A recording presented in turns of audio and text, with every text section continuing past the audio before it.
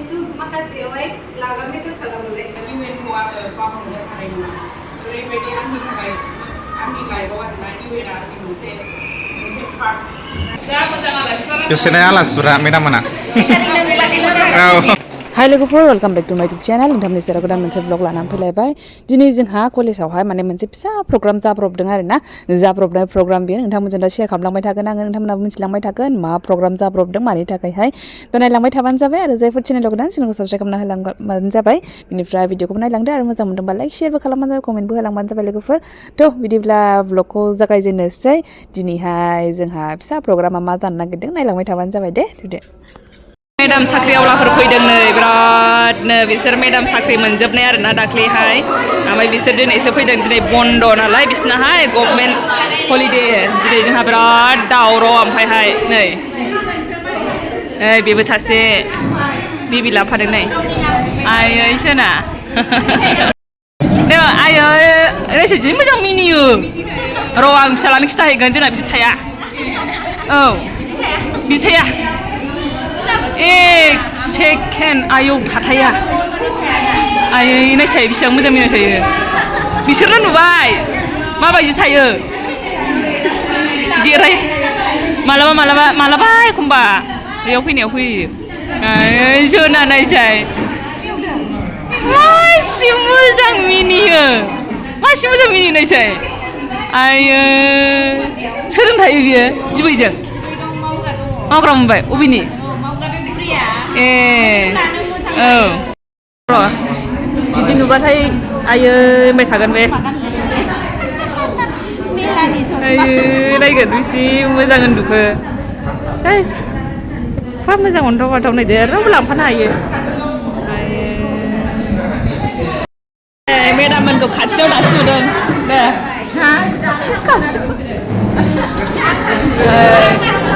जाखाङै नै जाखांनानै आङो माबाखौनो जानानै जाग्राखौनो जानो बावदों बे मेदाममोनानो लाबोदों थारमाने जाग्राफोरखौहाय ओमफ्राय जाखांजोब्बाय आङो नै दासो खेबनो रोंबाय बावगुलायबाय आङो जायै आलासिफोरासो बेसारा रानना होदों नै जों जागासिनोसो आरो मोनसे मोनजाबावनोसै नै दासो गरम गुदुं गुदुंनो बैयाव राननाय सोलिगासिनो दं नै जमा नै बैसाबो जाबाय दे खोमसि नुहुरो सारमोना गैया क्लास लायदों ना बिथांमोननि राननायखौ औ न' लाना होदो दे औ माबानिफ्राय क्लासनिफ्राय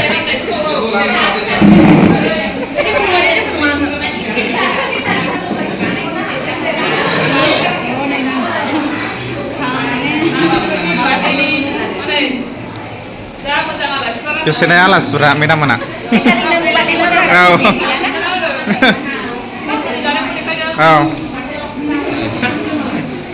मेदाममोननि अननायाव मोनजादों जाग्राखौ देखायनोसै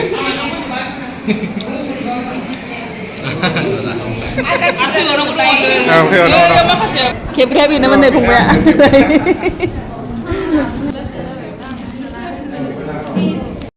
रुमा मोजांथार नै जों मोनसे रुमावहाय आरामसे बेयावहाय नै फैदों बिसोरखौ एसे बरायनोसै माला जानो मोनबावगोन बिदि अ नै मेदाममोना बिसोरनो गासिबो आलासिफोराहाय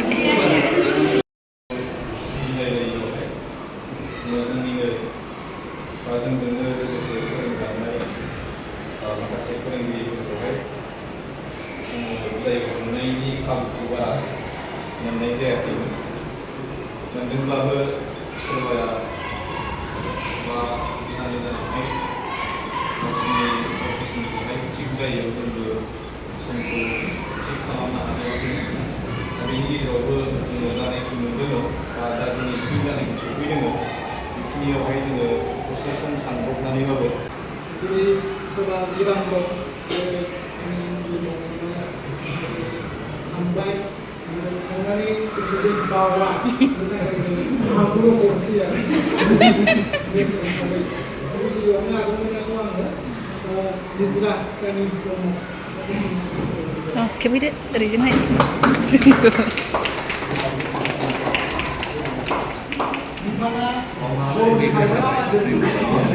Hah?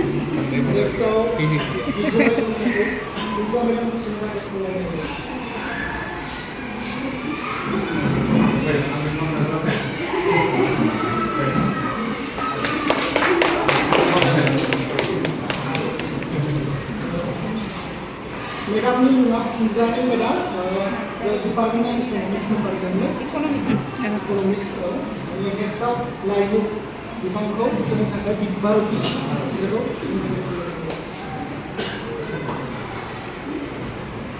Dan ini di rumah di WA itu semua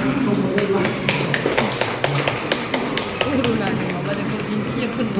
이리 좀 해버리고 뒤에 이리 좀 해줘. next up Supriya di Bangkok ini lagi pernah karena dewan besar kita 2 besar muda 18 tahun lalu next up besar deh ada jangan ya. Turuna madam kita tuh sudah bagus sudah kau Bukan paling dengan saksi pembohongan dengan hasil 캡 갖고 베이식 캡자. I respected all the sirs and madam. Ang bahay UN mwndwng 2016 ni thầy mau được là 2016 15-16 ni thầy mau được là 16 thầy bây giờ rồi sir anh bị thầy mà đi thằng này ra được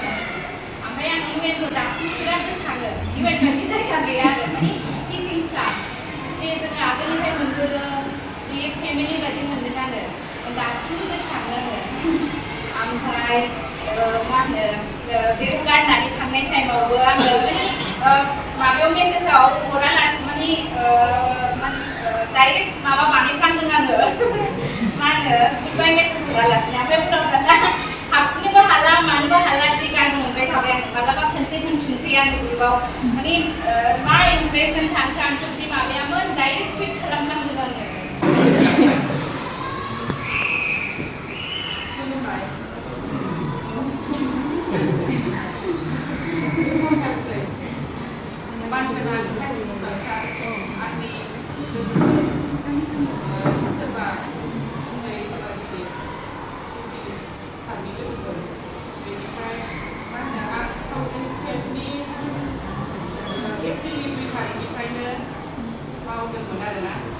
बिराद गोबावसै आङो 10 years बयबो बारा जाहैबाय assistant teacher हिसाबै मावदोंमोन आरो बेनिफ्राय 2020आवसो एसिस्टेन्ट प्रफेसार हिसाबै मावफैदों आरोना बे बेसेबांबा गोबाव सम 10 yearsनिबो बारा मावनायाव आं गोबां टिचारफोरनि अननाय मोनदों आरो गोबां सोलोंनोबो मोनदों आरो इउएनखौ आङो बावनो हानाय नङा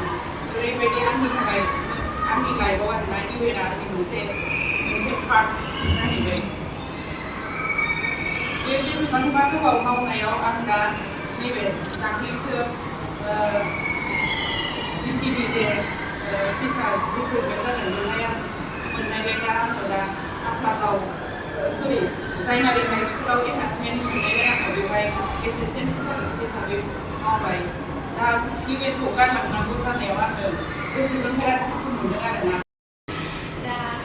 थेंक इउ स' माच बेसिसिम लाबोनायनि थाखाय बिराद मोजां एक्सपिरियेन्स मोनबोदों नोंथांमोनखौ मावनानै आङो 2000 बारा गोबाव जायाखै आरोना बेयाव मावनाया 2022नि आगष्ट गिबि तारिख बेयावसो मावदोंमोन आङो ओमफ्राय दिनैसिम आङो आराय बोसोरानो जाबायमोन बेयाव मावनाया दा बेनिफ्राय एखमबा समावहाय गोबां माबा प्रग्रामफोर जायो बेयाव बिनानावमोनजों जों ज' मावबोनाय मानाय सानसेजों ज' मावबोनाय दा बेफोरखौ बिराद गोसोआव थासिगोन आरो आं जे स्कुलावहाय सहैदों बेथ' इउएन आरो आंना मोनसे नेमानो दा माने एखे थाखाबाय नालाय बे दिनखालि माने जइन जादों होनबा आङो सिगांग्रो गोसोखौ माने खुसिबो मोनो ओमफ्राय गोजानफोरखौ बुंनानै थाङोबा मोनसे गोसोखांबाय थायो आरो बेनोसै माबाया 2017निफ्राय मावदों आरो गासै 7 yearsआनो जाखिनि मावदों आं बे टाइमाव बिराद मोजाङै एक्सपिरियेन्स मोनबोदों गाव मोनसे आपडेटबो खालामनो हादों आरो आङो फोरोंनानै आरो कलेजफोराबो बिराद मोजां मोजां बेबायदि मिलायनानै थांदों आं सुबिदाबो मोनदों स्टुडेन्टफोरखौबो आङो आंनि स्टुडेन्टफोरबो दङ दा नै आंनि प्रडाक्ट जाहैबाय दा मोजां मोनबाय आरो आं दा जोंनि जायगायाव लाफैफिननो हानायखौ जोंनि स्टुडेन्टखौ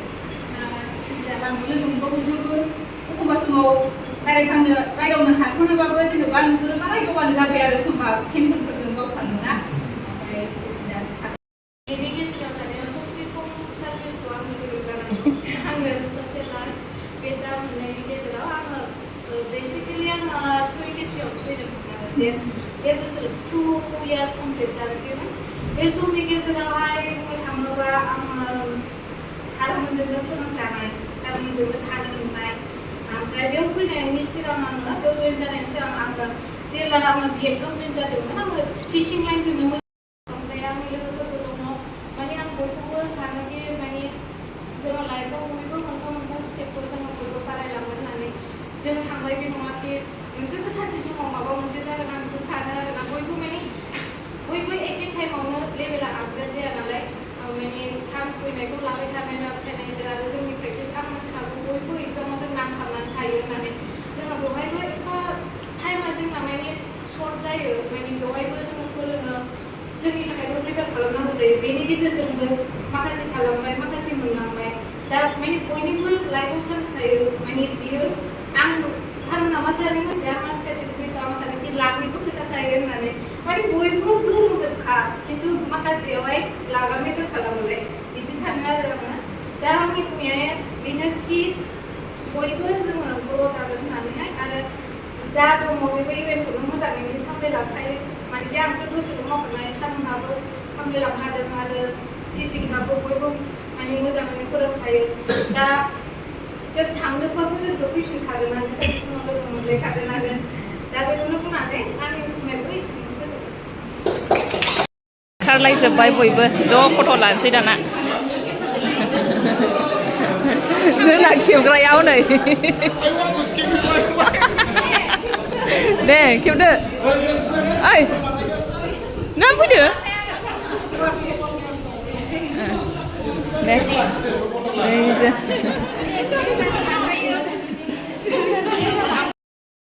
जोंनाथ' हिन्जावफोराहाय फट' लायाबा जाखाया नालाय ओमफ्राय दा जोङो ज' स्राय फट' लाबाय ओमफ्राय सारमोनाथ' थांबाय क्लास लाहैनो दंबावोमोन थारमाने ओमफ्राय दा दिनै मोजां मोनदों आरोना बेसेबा गोबावजों लोगो मोननाय गोबाव जाबायमोन नालाय बिसोर थांनायाहाय थ' बेखिनियानोसै नोंथांमोनजों बेखौनो शेयार खालामबाय बाय बाय थेंक इउ फर वाचिं